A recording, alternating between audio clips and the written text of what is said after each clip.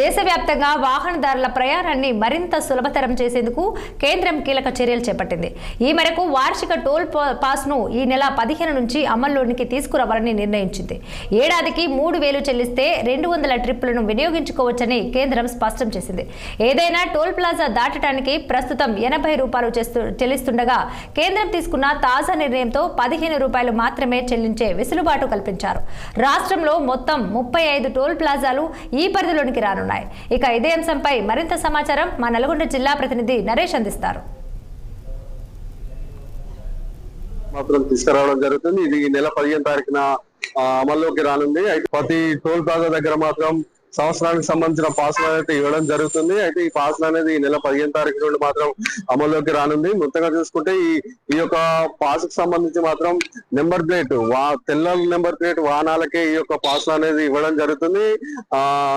FASTag సంబంధించి ఇప్పటికే గతంలో అయితే లోకల్ పాస్లు అయితే ఉండేవి. ఇప్పుడు మాత్రం దేశవ్యాప్తంగా మాత్రం ఒకేసారి సంవత్సర కాలానికి ఒక పాస్ తీసుకుంటే సరిపోతుంది. అయితే ఇదిగిన 200 ట్రిప్స్ అంటే ఒక టోల్ ప్లాజా నుండి అవుట్ కు సంబంధించి మాత్రం 200 ట్రిప్స్ వరకు మాత్రం ఈ యొక్క పాస్ అయితే పనిచేస్తుంది. ఈ యొక్క పాస్ తో రీఛార్జ్ అయితే చేసుకోవాలి.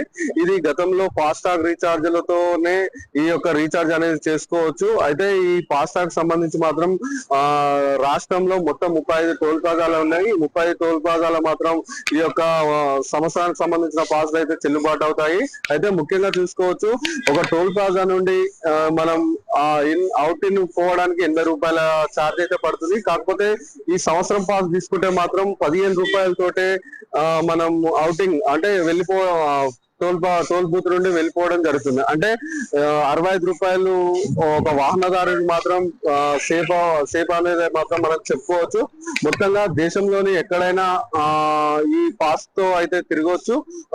ఈ పాస్ కి సంబంధించి మాత్రం మొత్తం 200 టిప్స్ తో మాత్రమే ఈ యొక్క పాస్ అనేది సంవత్సరానికి సంబంధించి ఉంటుంది. అయితే ఈ పాస్ కి సంబంధించి మాత్రం ఒకేసారి 3,000 రూపాయలు అయితే చెల్లించి ఈ పాస్ అయితే తీసుకోవాలి.